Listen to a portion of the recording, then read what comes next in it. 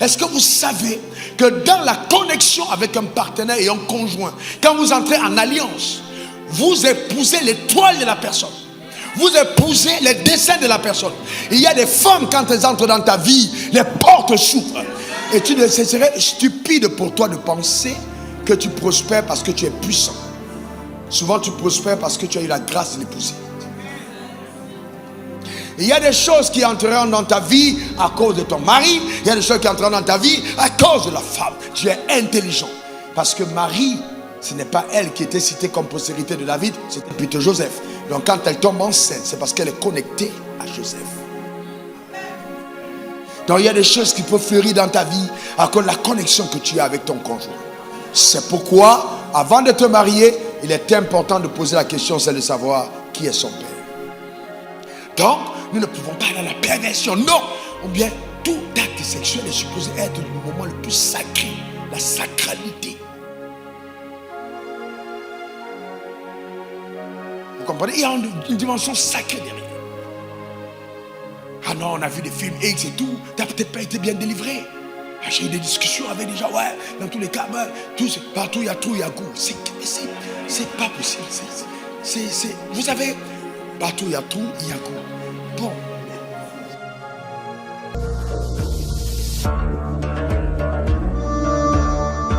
Mets ta main sur ton cœur, nous allons prier. Père, je veux te rendre grâce pour ta fidélité, que ton nom soit béni. Merci pour ce temps. Merci pour la manifestation de la vérité.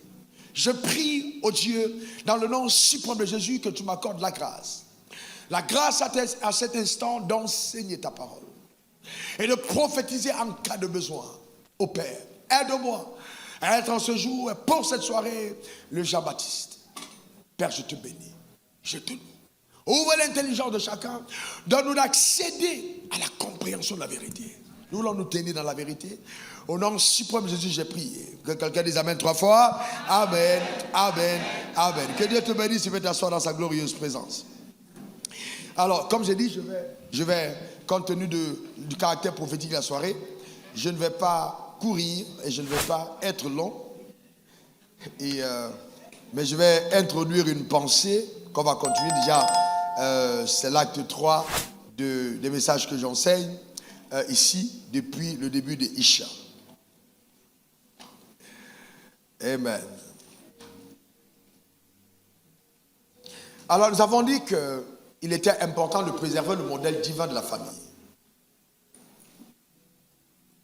Nous avons vu, lors du dernier message, comment est-ce que dans Genèse 5, verset 1, la Bible dit que quand Dieu a créé l'homme, il a créé à son image, selon sa ressemblance. Mais quand il est arrivé à Adam et Ève, d'amener Seth en manifestation sur la terre, cet enfant est né à leur image. Et comment Seth a perdu l'image de Dieu parce qu'il n'avait plus la possibilité de l'avoir, parce que son père Adam avait déjà perdu cette image.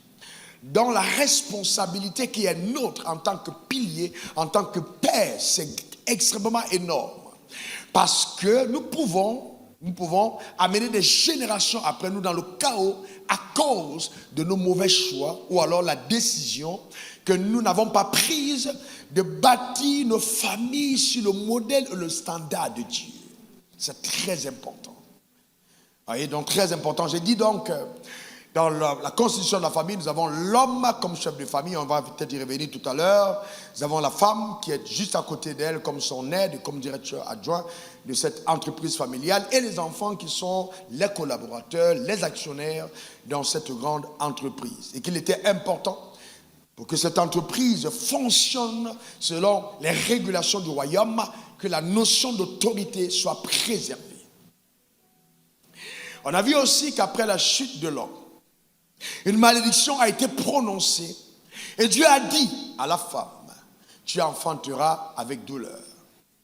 Et j'augmenterai les douleurs de ta grossesse. Tes désirs se tourneront vers ton mari, mais lui, il va dominer sur toi. Et on a bien dit qu'au départ, la pensée de Dieu n'était pas que l'homme domine sur sa femme, mais que la femme soit partenaire de l'homme, qu'il y ait un équilibre, que les deux soient en joie, pas un rapport déséquilibré, un rapport de domination d'un sur l'autre.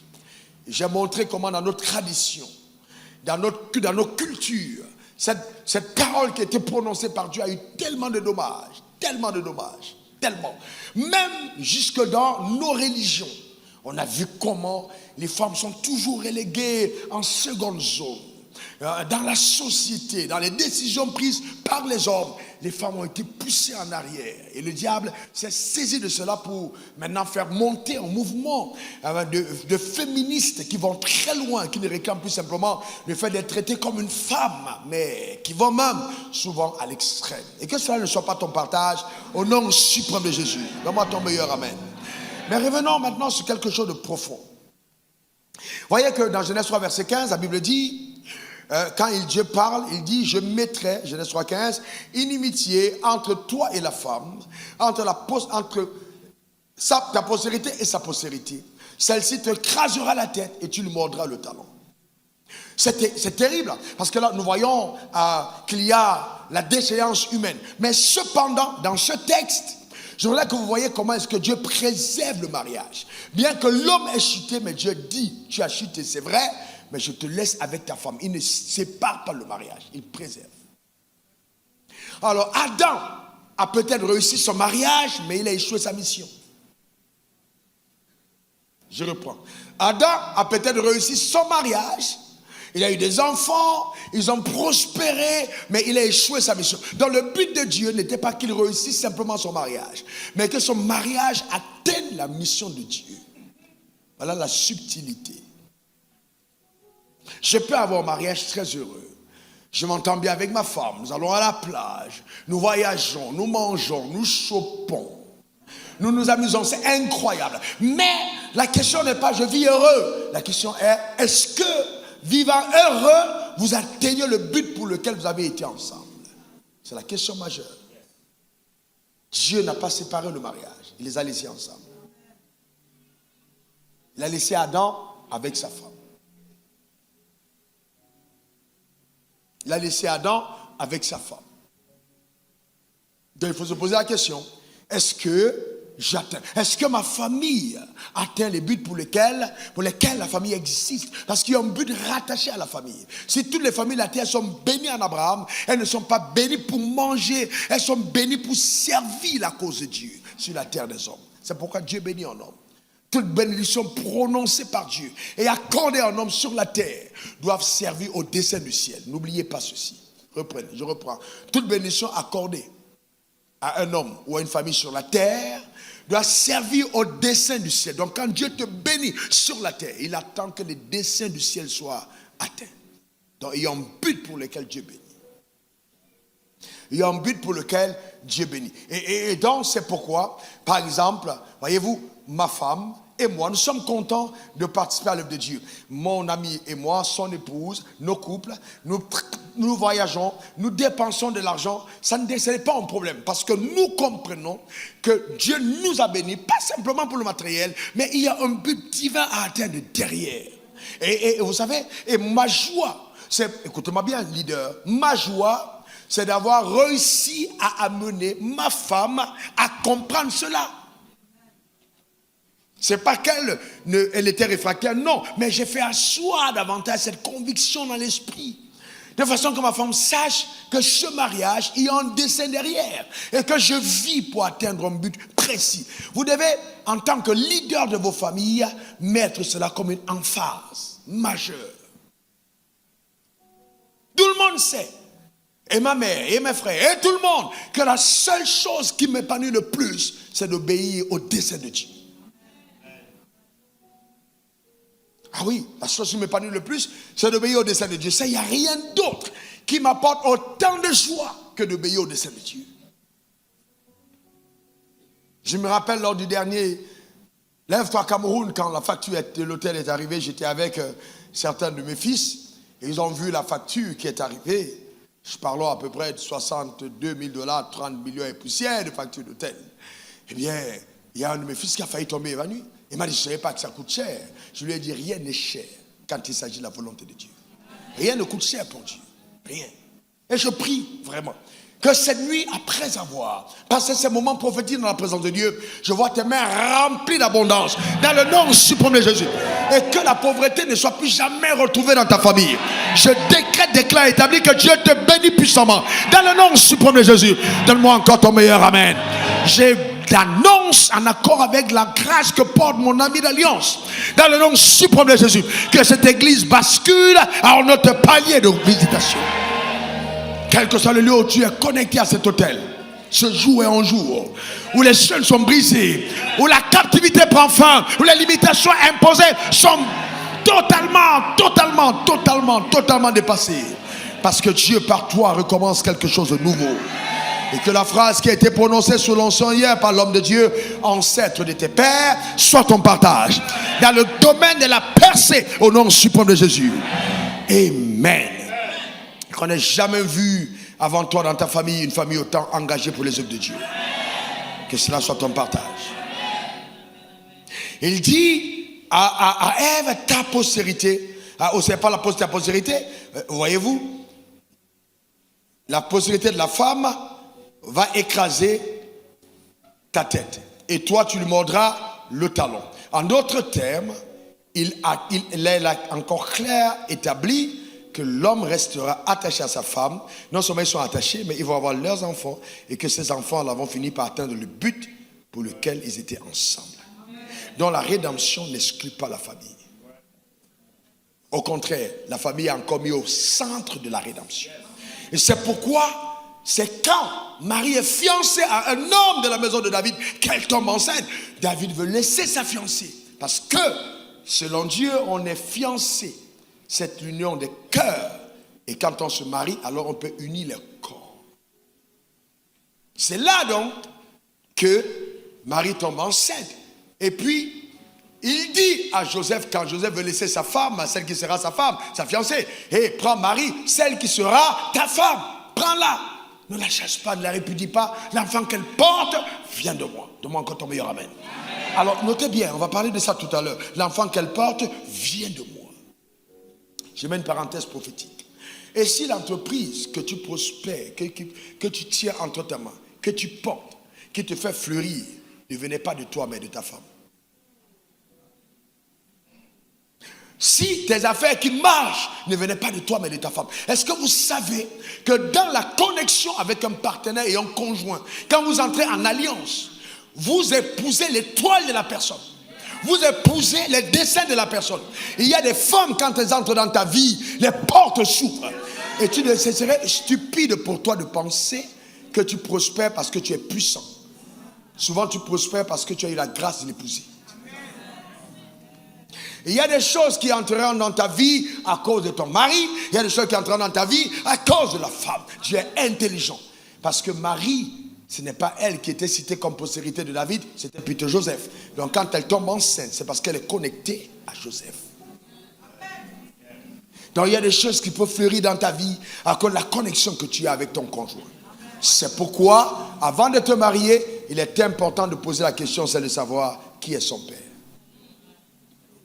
Parce que le père devient un repère pour indiquer quel type de combat je vais livrer en prenant cette fille à la maison. Au-delà du corps, ça peut être le sous-thème du message. Qu'est-ce qu'elle incarne? Qu'est-ce qu'elle représente? Je me rappelle un jeune, ici, qui était fiancé à une sœur et puis ils ont passé la nuit ensemble. J'aurais pas su si c'était pas ce que je raconte par la suite n'était pas arrivé. Vous ne pouvez pas savoir combien de gens nous mentent souvent quand on médit les mariages devant l'hôtel. Et donc, alors, ils étaient ensemble. Et puis, la nuit, pendant qu'il était couché à côté de la femme, quelqu'un vient gifle, bam! Gifle authentique. Il se tourne, il retourne, on gifle encore, bam! Et il entend une voix qui dit, si tu la touches encore, tu vas voir. Mais vous savez qui l'a giflé? C'était le mari de la femme. En fait, la femme était célibataire, mais elle était déjà mariée. Dans le monde spirituel, elle était déjà mariée, elle avait un vrai mari de nuit. Donc quand il est entré en relation avec elle, le mari de nuit là, a déjà giflé. Il y a des femmes, tu entres en contact avec elle, le mari de nuit dit, ah bon, ma femme tu cherches. on commence à fermer tes entreprises. On commence à mettre du feu ici. Tu commences à avoir la détresse. Quand ces signes arrivent alors que vous n'êtes que fiancés, arrête-toi d'abord. Le temps me manquerait même pour t'expliquer que ça peut être même des traces laissées par des partenaires d'avant. Laisse les traces laissées dans son aide, par les partenaires d'avant, qui peuvent combattre ta destinée et ton étoile. C'est pourquoi on disait au principal sacrificateur, épouse une femme qui est vierge. Donc, il faut faire attention, mais cependant, quand on est repentant et que le sang de Jésus nous a purifiés, alors nous croyons véritablement qu'il n'y a plus de conséquences passées. Dans le nom suprême de Jésus, donne-moi encore ton meilleur amen. Dis encore amen. Donc le diable combat la famille. Il combat la famille parce qu'il sait que c'est de la famille que devait venir la rédemption. La postérité de la femme écrasera ta tête. Mais toi, tu nous mordras le talon. Regardez aujourd'hui, vous n'avez pas vu qu'on combat beaucoup l'accouchement? Aujourd'hui, vous avez les affaires de IVG. J'ai vu, on était en train de célébrer en France, on a inscrit à la Constitution l'IVG, le droit d'avorter. Et puis vous voyez des gens qui pleurent. C'est le plus beau jour de ma vie. Aujourd'hui, le plus beau jour de ma vie. Oh, c'est incroyable, le plus beau jour. Mais en fait, pourquoi on impose ça aux gens? Parce qu'en fait, le diable était terrorisé. Il a d'abord pris les médias. Il s'est assuré que tous les moyens de communication soient sous contrôle de ces gars. Maintenant, quand on bombarde, vous n'avez pas d'autre choix. Quand certains moments, tes enfants te demandent, mais est-ce que c'est normal ce que la Bible dit? Est-ce que la Bible n'est pas dépassée? Donc quand on dit de préserver le modèle divin, c'est vraiment le faible peu qui reste encore dans cette génération qu'on doit préserver. Je vous dis la vérité. Les enfants à l'école n'ont pas le droit, c'est-à-dire tu peux dire à quelqu'un, grosse tête, ah, regarde ton nez. Mais si tu dis, hey, toi là, tu es quelqu'un qui va avec un autre homme de même sexe, tu es renvoyé de l'école. Tu n'as pas le droit. Donc même dans les blagues des enfants, on impose et les gens viennent en mission. On les donne le ministère de l'Éducation nationale avec pour mission d'asseoir dans la pensée des enfants que le modèle divin n'est pas le bon modèle. Et l'antéchrist ne viendra pas tant que la famille sera honorée. C'est quand vous verrez la famille arriver dans le désordre, le chaos le plus extrême, que justement il viendra. Voyez-vous, sa mission c'est de détruire la famille. Donc ça veut dire que si il y a un tel acharnement à détruire la famille, vous imaginez la bénédiction qu'il y a à la préserver. Je reprends. Est-ce que vous imaginez la bénédiction qu'il y a à préserver la famille? Il y a une bénédiction terrible. Certains d'entre nous ne le savent pas, je vous donne un secret. Est-ce qu'il faut donner ça? Il y a des gens ici, quand vous allez commencer à penser, je ne sais même pas si vous allez venir à l'église. Est-ce qu'il faut donner le secret là à tout le monde? Bon, je vous donne quand même. Voici un secret clair. Tu veux avoir la faveur de Dieu sur ta vie? Je te garantis, il faut pousser ta famille dans l'accord derrière toi. Si vous êtes un en famille, je vous dis la vérité, ce qui va se passer dans la famille, c'est juste inimaginable. Je vais vous montrer tout à l'heure dans l'enseignement comment est-ce que la sorcellerie s'installe, même dans le lit familial. Comment les prières des frères, tu jeûnes, tu fais délivrance, rien, ça ne marche. Le problème n'est pas ailleurs, ce sont les pensées de ta femme. Je vais te montrer dans la Bible. Vous savez, quand tu vas découvrir le bonheur qu'il y a d'avoir le cœur de ta femme avec toi, tes résultats vont commencer à être incroyables. Il y a des choses même pour lesquelles tu ne vas même pas prier. Elles vont arriver parce que Dieu bénit la famille. Il ne bénit pas l'individu. Il dit la famille, la terre sera bénie en ta postérité. La famille, la famille, la famille, la famille. Alors maintenant, pour y arriver, on a besoin de sagesse. On va voir 3 axes où la sagesse va s'exprimer rapidement. Alors, on a besoin de sagesse, la sagesse. Donc, qu'est-ce que c'est la sagesse? La sagesse, c'est la manière de Dieu de résoudre des problèmes. J'ai dit quoi? La sagesse, c'est quoi? La manière de Dieu de résoudre. J'ai dit quoi? La sagesse, c'est quoi? La manière de Dieu de résoudre des problèmes. C'est aussi simple, une définition simple. De résoudre des problèmes. Alors, je reviens sur un point. Lors de mon premier enseignement, je vous ai dit, d'abord, revenons d'abord sur Proverbe 24, 3 et 7. Lisons-le. Proverbe 24, 3 et 7. Autant où je dois m'arrêter, je vais m'arrêter. On va continuer dimanche. Voyez-vous, c'est par la sagesse qu'une maison se lève. On a dit quoi? C'est par la sagesse qu'une maison se lève, c'est par l'intelligence qu'elle s'affermit. Continuons. C'est par la science que les chambres sont remplies de tout bien précieux et agréable. Ça veut dire quoi? Ça veut dire qu'il peut y avoir une maison qui n'a pas de bien précieux, mais que la sagesse va faire remplir. On est d'accord? Est-ce que quelqu'un comprend? Ça veut aussi dire que je peux me marier alors que les pièces de la maison ne sont pas encore remplies, mais Dieu finit par remplir ces pièces parce qu'on est dans la sagesse. C'est ça, non? Continuons, mon frère, continue s'il te plaît. Continue. Un homme sage est plein de force, et celui qui a de la science affermit sa vigueur. Continue. Car tu feras la guerre avec prudence, et le salut est dans le plus grand nombre de conseillers. Continue. La sagesse est trop élevée pour l'insensé. Il ne verra pas la bouche à la porte.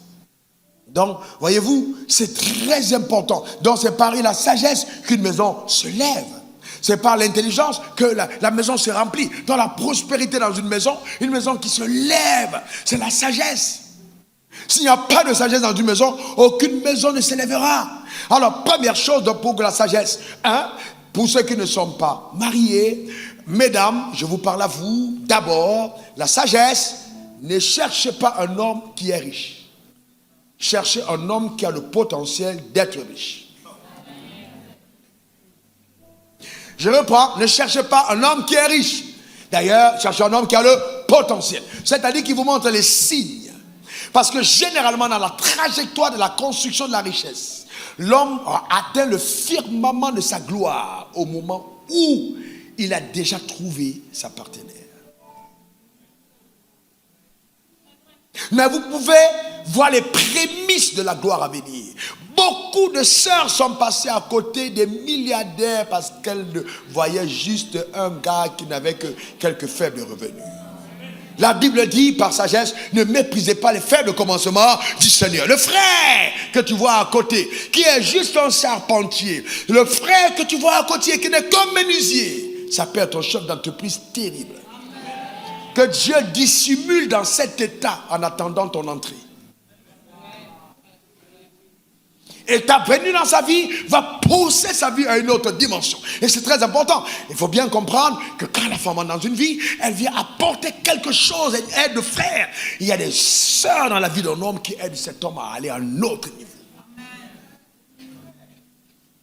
Vous savez que quand j'ai rencontré ma femme, je portais le costume vendredi, samedi, dimanche. J'étais en veste tout le temps. J'étais tellement sérieux, j'étais toujours en veste. Et puis un jour, elle m'a dit, mais il faut être un peu relax. J'étais trop sérieux, costume, tout le temps, costume. Tu étais toujours en costume. Elle m'a dit, bon, il faut que tu... voilà, donc, faites un peu relax. Donc, c'est avec elle que j'ai appris à porter les jeans, à porter les baskets. Et donc, elle a participé à mon rajeunissement. Voyez-vous? J'étais toujours sérieux, un gars qui... Vous savez, toujours. Même rire était difficile. J'ai appris à rire. J'ai appris à rire. La vie est belle, il faut rire. Souris un peu, mon frère. Il faut apprendre à rire. Donc il y a des gens qui sont dans ta vie qui apportent quelque chose. Donc il ne faut pas toujours te dire, il faut que le gars... Non, le gars peut... Mais le gars doit travailler. Il faut pas... Non, il doit travailler. Il doit travailler. S'il n'a pas de travail, ce n'est pas la peine. Fuis-le. Un homme qui ne travaille pas vient vers toi, fuis-le. Dit le pasteur, dit fuis-le. Mais n'attends pas que ce soit un gars qui atteint des certains niveaux. Parce qu'avant d'arriver là, on l'aura déjà attrapé en chemin. On l'a attrapé en chemin. Regardez bien la croissance des hommes. Vous allez vous rendre compte que c'est vers la quarantaine que les hommes commencent à avoir une percée réelle dans le domaine des finances. Vers la quarantaine. Pourquoi? Parce que avant la quarantaine, ils commencent à avoir la courbe descendante. Où l'énergie du bas commence à régresser. Et donc toutes les pulsions de l'énergie montent vers le haut.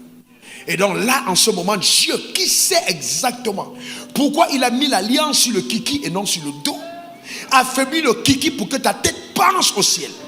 Il te donne les savoirs à un moment où toi-même, tu n'as même plus l'énergie d'aller te balader à gauche et à droite et que les avoirs commencent à participer à l'avancement de sa gloire. Donne-moi encore ton meilleur amen. Tu es intelligent, il est sage. On est d'accord? Mais il se dit, je veux que tu penses à autre chose. Mais entre-temps, quand l'argent commence à gagner de l'argent, parce que l'argent crée des pulsions. Hein? L'argent, non. L'argent peut te... Si vraiment tu ne viens pas devant l'hôtel, l'argent peut t'amener à devenir fou. L'argent te fait perdre le sommeil. Tu dors à 1h du matin, tu vas à 1h30. Les boutiques sont fermées, mais tu t'habilles, tu veux sortir. L'argent est en train de te dire, la puissance de maman. Quand Dieu n'est pas derrière, je te garantis, la prospérité peut être le sujet de ta mort. C'est pourquoi Dieu, avant de t'amener à cette dimension, va s'assurer de te donner une femme qui va participer à ton équilibre, qui va t'aider à la stabilité, afin que ça puisse vous amener vers le bon sens. C'est ça le problème. Voyez-vous? Donc tu ne vas pas me dire, ouais, mais moi, c'est mon argent, je t'ai donné mon argent. Mais je te pose une question. Avant qu'on y arrive, je te pose une question. Je te pose une question simple. Tu travailles. Ta femme est à la maison, par exemple. C'est un choix peut-être que vous faites. Elle n'a pas, elle ne travaille pas. Et puis tu dis, ma femme est ménagère. Et donc, moi, c'est moi qui ai gagné l'argent. Je te pose une question. Quand tu cours pour aller gagner, qui te fait courir? Donc quand tu arrives là et tu dis, ouais, ma femme, c'est moi j'ai tout qui rapporte tout. Mais c'est idiot. Je vous dis la vérité, c'est juste stupide. Parce que la personne qui te permet de retrouver un lit propre, une maison rangée et tout, même si ce n'est que ça qu'elle fait, c'est ton salaire. Donc notez bien, écoutez-moi bien, votre femme a son salaire dans ton salaire. Même si elle ne travaille pas. Donc quand ton salaire, il y a le salaire de ta femme dans ton salaire. C'est dedans, il n'y a pas à discuter. Parce que la Bible dit l'homme quittera son père et sa mère s'attachera à sa femme, les deux deviendront une seule chair. Une seule chair. Une seule chair, ce n'est pas deux poches différentes. Une seule poche, une seule chair, un seul compte bancaire, une seule vision. Quels sont les hommes qui veulent que leur femme ait leur vision dans leur vision? Levez la main. Non. Voilà. Maintenant, si la femme doit avoir la vision dans ta vision, il faut que la femme ait son argent dans ton argent. C'est tout à fait normal. Hein, mon frère, c'est normal, non? Il faut que la femme ait son argent dans ton argent. C'est tout à fait normal. Puisque, je parlais de sagesse. Donc, première chose, quand tu cherches un conjoint, tu dois avoir la sagesse de te dire, je ne trouve pas le produit fini. Et même les hommes, le drame, c'est quoi? Vous savez, quand vous regardez, vous cherchez une femme, ne trouvez pas toujours la femme la plus sophistiquée du coin. Parce que vous voyez, Adam a trouvé une femme qui n'avait pas de nom. Il faut faire attention aux femmes qui sont déjà nommées. Parce que quand on a déjà nommé, il y a quelqu'un qui était un artiste qui a mis le nom. D'accord? Donc maintenant, ton nom, là, pour que ça vienne, il faut qu'il soit plus grand que l'ancien nom qui a été mis. Et il y a des noms qu'on ne fasse pas facilement. Hein? Donc tu veux qu'elle soit pimpante, qu'elle soit rayonnante, qu'elle soit les chichis, qu'elle ait le sac, vous voyez, les chaussures, le bouton et tout ça, tu es content, il faut qu'elle soit une star. C'est ce que tu cherches. Eh bien oui. Je te pose une question, tu sais combien elle coûte? Non, je te pose une question, tu sais combien elle coûte? De deux, tu demandes, où est-ce que tu travailles? Elle dit, je travaille nulle part. Prends tes bagages et puis tu t'en vas. Parce que tu es entré dans Palabre international. Comment tu travailles nulle part et tu as des mèches de $500, 250 000, les ongles même simplement, ça paye même le salaire de quelqu'un. Mais tu ne travailles pas. Mais alors, si quelqu'un entretient, quelqu'un a nommé, et que tu dis c'est ça que je veux, ça peut être dangereux. Et souvent, les gens meurent vite. Il y a des gens qui peuvent te tuer parce que tu es en train de vouloir défricher dans leur champ. Donc, il y a des gens, il y a des sœurs qui sont à l'église, qui ont une robe, qui ont une même coiffure pendant un mois, peut-être même que son parfum, peut-être qu'elle n'a même pas de parfum, mais quand tu la regardes, je vois une princesse, je vois quelque chose derrière. Parce que ton rôle en tant qu'homme, c'est de cultiver ta femme. Quand tu la prends, elle devient maintenant ta thèse d'école. Tu commences à faire une étude, comment faire pour le raffinement de l'allure, comment tu fais. Quand moi j'ai épousé ma femme, j'ai dit, mais maintenant, ma chérie, tu vas faire quelque chose. Bon, moi j'ai eu des problèmes dans la vie, j'ai appris. Je vais te décomplexer. C'est ce que je me suis dit à moi-même. On va voyager et puis tu laisses tous tes bagages. Tu pars juste comme ça et on va partir. Et on est donc descendu, premier aéroport à Paris. Toi, descendu. Tandis quand elle arrive pour dire, laisse tomber. On va à un autre niveau là maintenant. Je suis à Paris au fond. C'est ce que je veux dire à moi-même. Donc il faut maintenant l'amener, il faut la décomplexer. Il faut l'amener à l'amener. Vous savez, il y a des hommes qui évoluent seuls. Il faut amener ta femme, cultive ta femme. Ne t'évolue pas, cultive ta femme. Le drame, c'est quoi? Vous voyez, en entreprise, si ta femme est ton directeur adjoint, dans ton entreprise, dans ta multinationale, tu fais la mise à niveau. Hein? Mais vous n'êtes pas patron. Vous faites ça. Vous faites des trucs de formation, team building, pour que les gars soient efficaces. Mais maintenant, ta première partenaire, qui est ton assistant numéro 1, toi, tu ne fais pas un team building. Pourquoi? Il faut que aussi elle soit mise à niveau. Quand tu grandis, elle grandit. Il faut vous, comment dire, vous parlez, tu communiques, tu parles, tu poses des questions, tu t'assures qu'elle se développe. Tu t'assois, tu dis, explique-moi ça, est-ce que tu as bien compris? Fais-moi l'exposer. Ah oui, c'est normal, tu bâtis, tu construis, parce que c'est la sagesse, tu la construis, parce que ta femme ne doit pas être décomplexée à tes côtés, tu dois tout faire pour la construire. C'est ton rôle. Et plus tu t'investis dans une femme, plus elle t'est redevable. Il ne faut jamais oublier. Même la loi de Dieu dit Celui qui sème moisson. Donc tu dois investir. Donc il y a la sagesse. Vous voyez, aujourd'hui, les jeunes gens, vous cherchez les femmes, vous voulez impressionner avec l'argent. Frère, il y a toujours plus riche que toi sur la terre. Ah, je vais te dire la vérité, il ne faut jamais penser que ouais, non, on va aller, hein, on va sortir, tu amènes au restaurant, le plat coûte 125 000. Toi, tu touches 200 000. Tu vas faire le plat 200, 125 000. Non, mais le nom des repas qu'on sort là, tu ne connais pas. Le nom même qu'on met sur le restaurant, tu ne connais pas le nom. Mais tu veux épater. Et puis tu t'amènes à ce niveau. Comme on l'a dit, il faut assumer après. Tu ne peux pas tenir. Mon gars, ce n'est pas ce que la femme recherche. Elle veut rechercher un gars qui a une vision.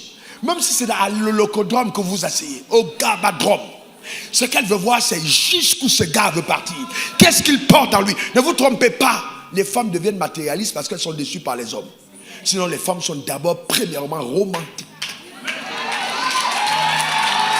Elles sont d'abord romantiques. C'est qu'on les a tellement blaguées qu'elles disent, bon, j'ai trop entendu les paroles maintenant, je ne vais plus me laisser faire. Amen, tu me donnes d'abord le blé. S'il n'y a pas le blé, il n'y a rien. Garçon qui ne vous donne pas l'argent, il n'a qu'à circuler. On n'est pas là pour les garçons qui sont pauvres. Quand vous entendez cette telle parole, ce sont les blessés de guerre. Il y a déjà des cicatrices, les blessés de guerre. Amen. Mais sœurs, on n'a rien à voir avec les gars qui n'ont pas l'argent. Si on n'a pas l'argent, circulez. Un homme pauvre n'a pas à m'écrire. Quand une femme dit ça, elle est en train de montrer qu'on l'a blagué dans la vie. Sérieusement. Maintenant, elle se venge. Que cela ne soit pas ton partage. Au nom suprême de Jésus, donne-moi ton meilleur amen. Ça n'arrivera pas. Dis amen. Je prie que tes yeux deviennent des détecteurs de menteurs. Je dis à une femme, tes yeux deviennent détecteurs de menteurs. Quand ton homme commence à venir et qu'il ment, tes yeux vont commencer à trembler. Comme ça, tu verras que ça sont gros menteurs. Donne-moi ton meilleur amen. Que tes oreilles deviennent détecteurs de mensonges. Dans le nom suprême de Jésus. Quand il va parler le mensonge, ça fait... Il y a quelque chose qui s'est passé. Que Dieu bénisse ton cœur. Donne-moi encore ton meilleur amen. Amen. Mais vous voulez que je vous dise la vérité? Les femmes aiment les menteurs. Je vous dis. Non, attendez, ne vous fâchez pas, mes soeurs. Les femmes aiment les menteurs parce que les menteurs sont subtils. Le menteur sait dire ce que la femme doit entendre pour la blaguer après. C'est ça le menteur. Il vient de... Parce qu'en fait, les menteurs sont intelligents. Il sait que la femme aime la romance. Donc quand on menteur à côté de ta femme et que toi tu es toujours occupé à travailler, si c'est un menteur qui est son chauffeur, oh maman, tu es jolie. Il commence à tâter le cerveau. Donc s'il voit que ça passe, il continue. C'est pour ça que dans le périmètre où ta femme se trouve, il faut faire détecteur de serpents. Il faut faire attention. Il faut savoir où il y a des serpents. Tout de suite, est-ce qu'il y a des serpents ou pas? Il faut faire attention. Est-ce que quelqu'un comprend? Non, je vais continuer après. Est-ce que quelqu'un comprend de quoi je parle? Là, c'est important. Frère, il ne faut pas te dire non, dans tous les cas, on est spirituel. Non, frère, ce n'est pas une affaire qu'on est spirituel. Non, frère, il faut voir clair. Il faut voir clair. Il y avait un jeune homme, il vient à l'église, et puis quand c'est devant ma femme, il est là, c'est devant ma femme, qu'il vient devant ma femme, il commence à soulever sa poitrine. J'ai fait ça une fois, 2 fois. J'ai appelé ma femme à côté, j'ai dit, je gars là, ton nom, c'est le mot au téléphone dans le portage, je ne veux pas voir. C'est un filou, c'est un bandit. Ah mais non, c'est quand devant ma femme, il soulève sa poitrine. Ça fait ça.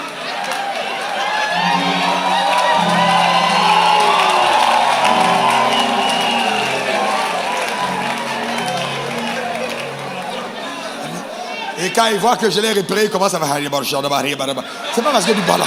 Tu parles là. Ça fait des...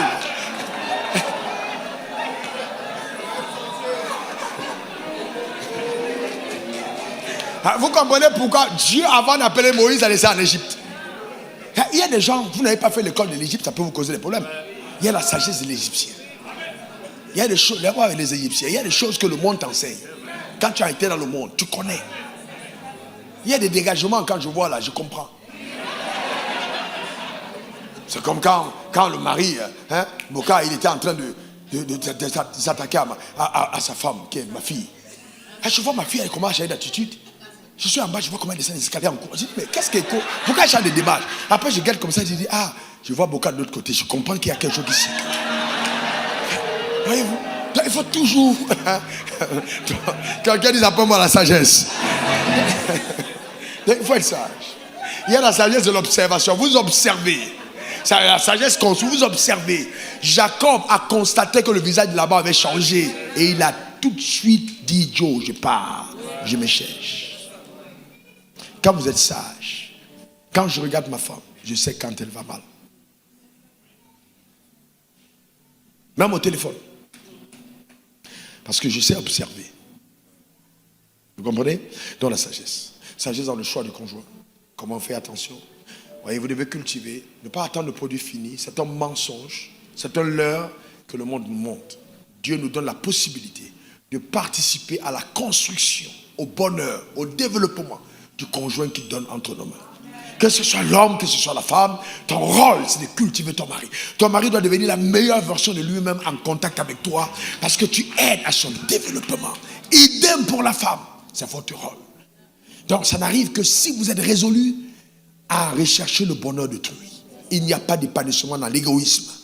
Les égoïstes ne réussissent jamais en mariage, jamais. Il n'y a pas de place. Et donc, cette sagesse se déploie dans ta maison. Donc, il y a 3 axes dans lesquels on doit voir cette sagesse fortement. 1, la communication. Comment est-ce que tu communiques? Je pense qu'on va parler de ça dimanche. La communication. De 2, l'argent. 1, la communication. Comment tu communiques? La communication. La communication. La communication. 2, la gestion de l'argent. La complexité. La complexité, c'est d'arriver à l'accord avec les finances.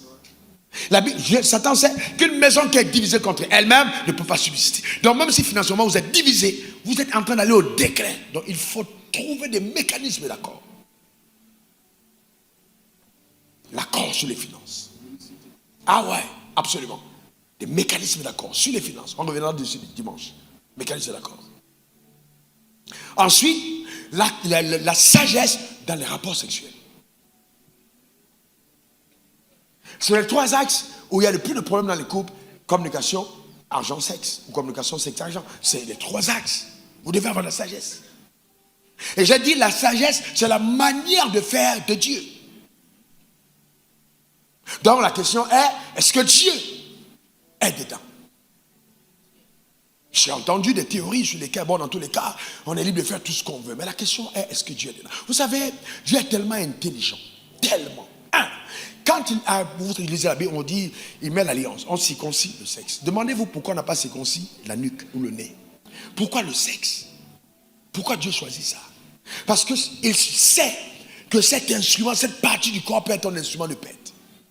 Donc, pour lui circoncis, pour qu'il se souvienne de l'alliance, et la femme regarde en disant, cet homme a une alliance avec Dieu. Afin que dans les rapports à Dieu, cette partie de plaisir ne nous amène pas à la folie. Qu'on prenne conscience de l'appel divin, même pendant ces moments. Donc, nous ne pouvons pas aller à la perversion, non. Ou bien, tout acte sexuel est supposé être le moment le plus sacré, la sacralité. Vous comprenez? Il y a une dimension sacrée derrière. Ah non, on a vu des films X et tout, t'as peut-être pas été bien délivré. Ah, j'ai eu des discussions avec des gens, ouais, dans tous les cas, ben, partout il y a trou, il y a goût. C'est pas possible. Vous savez, partout il y a trou, il y a goût. Bon. Le problème est de savoir exactement qu'est-ce que Dieu fait. Vous savez, faites attention, même quand vous roulez en route, il y a ce qu'on appelle exit, il y a ce qu'on appelle entrée. Donc une porte d'exit n'est pas une porte d'entrée. Dans un endroit où tout ce qui est déchet ressort, n'est pas supposé accueillir une entrée.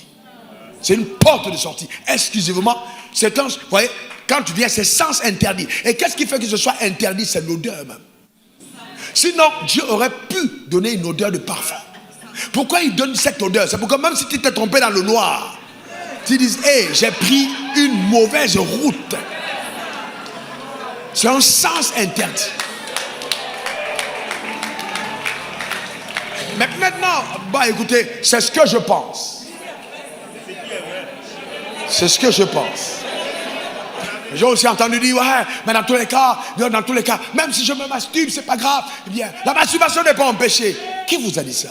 Ma question est que moi, je me suis masturbé étant jeune. Donc, je peux vous dire, je me suis masturbé de 9 ans à 23 ans. Donc je peux vous dire, pendant 14 ans, la douleur de la masturbation. La masturbation, c'est la capture d'une image mentale avec laquelle vous vous transportez dans un lieu isolé. Et vous commencez à vous projeter dans cette image. Vous retrouvez des pulsions et vous avez votre plaisir. Mais qui part d'une image mentale. Et Jésus a dit, celui qui regarde, même dans l'intention, a déjà commis. Donc vous violez, vous détruisez le panorama de votre âme par la capture, voyez, exploitation illicite d'images d'autrui. Dans le lieu secret. Illicite. C'est tellement pervers que tu peux prendre la forme de n'importe qui et tu vas dans le lieu secret. Mais comme on ne t'a pas vu, tu dis c'est pas grave. Mais Dieu voit. C'est une exploitation illicite. La gestion. Voyez-vous, la sagesse. La sagesse dans l'argent. L'argent. Homme, vous dites, la Bible dit, Marie montrait à votre tour la sagesse. Regardons ce texte. On va terminer avec. Et puis, comme j'ai promis, je ne vais pas être long. On va terminer avec montrer la sagesse. Ok? 1 Pierre 3, verset 7. Marie montrait à votre tour de la sagesse. 1 Pierre 3, 7. Montrez à votre tour de la sagesse dans vos rapports avec votre femme. Vos femmes. Comme avec un sexe plus faible. Honorez-les. Comme devant aussi hériter avec vous de la grâce de la vie. Qu'il en soit ainsi, afin que rien ne vienne faire obstacle à vos prières. Donc ça veut dire que Dieu reconnaît que si je ne traite pas ma femme avec sagesse, mes prières ne sont pas exaucées. C'est ce que la Bible dit.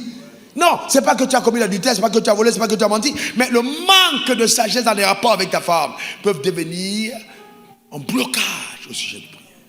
Pourquoi Dieu dit ça? Parce que la fille que tu as épousée est une rachetée.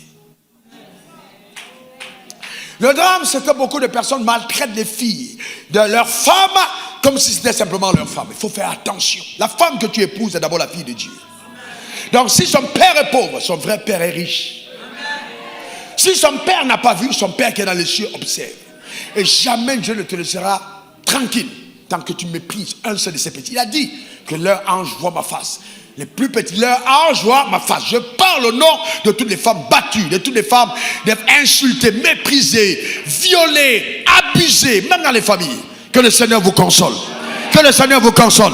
Au nom suprême de Jésus. Et que la justice de Dieu, par la puissance de l'Esprit, vous sorte de cette situation, soit en restaurant votre mariage, soit aussi en causant la perte prématurée de votre mari. Je vais vous dire quelque chose de sérieux que le Seigneur m'a dit. Il y a des gens qui meurent avant leur heure à cause de la maltraitance de leur femme. Dieu aime tellement ses enfants que quand tu deviens un bourreau, il peut t'ôter la vie à cause d'une femme. Vous avez imaginé un moment où vous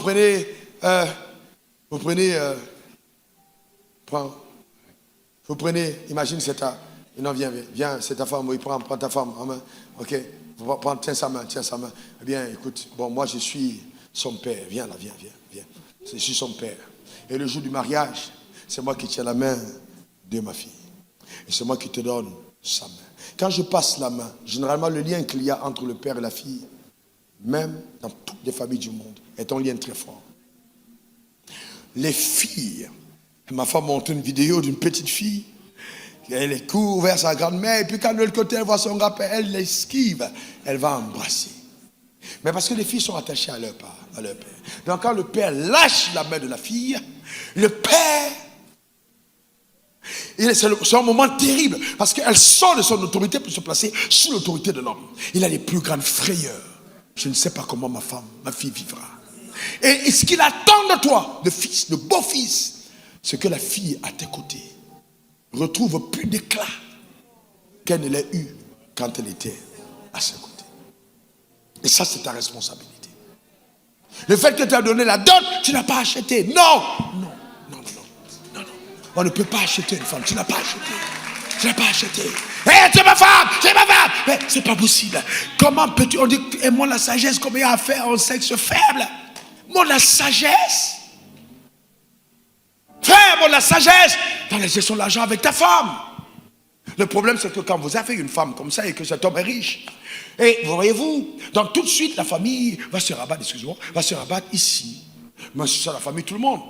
Voyez-vous, faites attention. Vous devez montrer la sagesse. C'est là où beaucoup de personnes ont des problèmes. Moi, quand j'ai épousé ma femme, Je me suis rendu compte il fallait régler un problème. Je me faisais monter financièrement. Et puis, j'avais mes frères. Ma femme est une antégriffe étrangère qu'on ne connaît pas à la maison. Comment ça va se passer? Comment ces rencontres vont avoir lieu? Comment créer cette alchimie qui permette à ma famille d'être stable, même quand les deux familles se mettent ensemble? Je vais vous dire quelque chose. La mère de ma femme est plus, c'est-à-dire si vous lui dites son mari ou ma fille, c'est pas qu'elle n'aime pas sa fille. Elle vous dira, c'est mon préféré là, c'est le mari de ma fille, c'est vous, c'est mon chouchou. Vous demandez à ma mère, elle vous dira, c'est son chouchou. Et ça a été travaillé. C'est pas un don du Saint-Esprit. Non, ça a été travaillé. C'est-à-dire quoi? C'est-à-dire que les choses qu'il faut faire pour sa mère, je suis la première personne qui m'investit et qui suis devant. Nous discutons ensemble, je suis devant. Je peux sentir à distance que ça met en problème. Je le ressens. Même quand son parfum, un parfum fini, je peux être à distance et je dis, elle a besoin d'un parfum. C'est la merde. Mais pourquoi? Parce que je me dis, si j'aime ma femme, je dois être à même de toucher les parties de son être qui vont l'amener davantage à être heureuse. Elle dit qu'elle reste comme ça, elle dit, waouh, Seigneur, merci. Merci pour mon mari. Quel homme. Mais pourquoi? Non, ne pense pas que c'est simplement tes performances au lit, tu te trompes.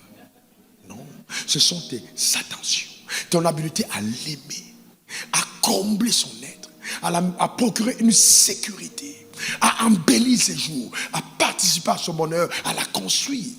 Tu montes à la sagesse avec ta femme. Donc, ça veut dire que quand je gagne en business, regardez ce que je fais. Je n'ai pas dit que c'est le modèle pour tout le monde. On a un business qui marche. Je dis, bon, ok, on a un contrat, on a 20 millions par mois qui viennent dans tel autre truc pendant 5 ans. Ok, sur les 20 millions, chérie, ok, dans ton budget de souveraineté personnelle, tu as 1 million. Personnel. Le reste, c'est pour la famille. Mais ça, tu prends personnellement. Il faut que dans toutes les choses qui entrent, dans tous les petits projets qui entrent, il y a toujours des trucs qu'on coupe et tout. Et puis, c'est son budget de souveraineté. Parce qu'elle est première dame. C'est son budget de souveraineté. Donc, elle a son budget à elle, qu'elle ait dans sa souveraineté. Maintenant, nous servons Dieu. Et notre argent, une alliance. Moi, je viens de l'extrême pauvreté. J'ai dormi ici avec des réfugiés. Donc, je viens de loin. Donc, cet argent qui vient ne vient pas. Non, c'est vient parce que j'ai fait une alliance. Et elle sait, je lui ai dit, j'ai une alliance avec Dieu. Donc, si je sors 18 millions sur 20 pour mettre dans le royaume, ma femme est heureuse. Mais ça, c'est parce qu'elle n'est pas oubliée. Et nous, la maison n'est pas oubliée. Nous ne sommes pas oubliés dans ce que nous gagnons. Parce qu'un chiot qui arrose sans être mouillé n'a jamais arrosé. Pour pouvoir arroser, il faut se mouiller. Donc pour que quand Dieu passe par toi pour toucher les autres, il te mouille d'abord toi-même avant d'arroser les autres. Est-ce que quelqu'un comprend? Donc c'est important que ta femme soit heureuse. Qu'elle soit heureuse. Regarde comment elle est sapée. Regarde comment sa femme est sapée. Mais vous savez, il y a des maris, vous savez comment ils sont sapés, vous regardez leur femme, vous dites, mon Dieu, surtout à l'église, mon Dieu, le même mouchoir foulard pendant 1 mois. Le gars, il a les 8 pièces montées de la sagesse. En fait, la grandeur d'un homme est visible par la grandeur de sa femme. Quand une femme est grande, quand un homme fait grandir sa femme, il est grand. Donc, quand ma femme est là, je peux être en culotte, je n'ai pas de problème. Il peut être en sandales, jean, mais ma femme est à côté. Quand je sais qu'elle est à côté, il n'y a pas de problème. Parce que je sais qu'elle est là. Donc c'est fini. Un petit t-shirt, c'est fini. Parce que ma gloire, ce n'est pas sur moi, c'est à côté. Tu vois ce que je veux dire? Éclat de peau sans produit gagné. Ça, là, tu vois, c'est à côté. C'est ma gloire. Quelqu'un dit un meilleur amen. Que Dieu bénisse son âme. Que Dieu bénisse sa vie. On va baisser la tête, on va prier. On va prier. Vraiment, prie de tout ton cœur, demande à Dieu dans le nom de Jésus, la sagesse. On doit monter la sagesse. Ma femme, et on a parlé de la sagesse dans les rapports avec son homme. La sagesse dans les rapports avec les enfants. On continuera dimanche. Je n'ai pas envie de m'étendre. On continuera dimanche dans la sagesse. Le déploiement de la sagesse divine. La sagesse de Dieu dans le nom suprême de Jésus. Embrasse la sagesse, embrasse la sagesse, embrasse la sagesse, embrasse la sagesse. La sagesse, embrasse la sagesse. Si un jour, ta belle famille arrivait à manger à la maison, ou alors ta mère venait manger à la maison et que la femme a préparé en mettant trop de sel dans la sauce, Ne dis pas, ouais, vraiment, cette femme, elle est toujours en train de saler la sauce. Fais simplement savoir aux membres de ta famille que toi, tu aimes les choses qui ont beaucoup de sel. Il faut couvrir ta femme, couvre ta femme, couvre ta femme, couvre ton conjoint, couvre ta femme. Les mariages qui durent le plus, on a entendu hier, sont ceux qui savent régler leurs problèmes à deux. Que la sagesse opère par chacun d'entre nous au nom suprême de Jésus et qu'à deux, nous puissions régler les problèmes, nous puissions amener le développement, la construction, l'élévation de la famille dans le nom suprême de Jésus. Que Dieu bénisse ton âme, que Dieu bénisse ta vie, que Dieu te comble, qu'il t'arrose dans le nom suprême de Jésus. Demeure béni. Alléluia. Amen, amen, amen, amen, amen. Que Dieu te garde, Dieu te garde, Dieu te garde. Amen. Que Dieu te bénisse.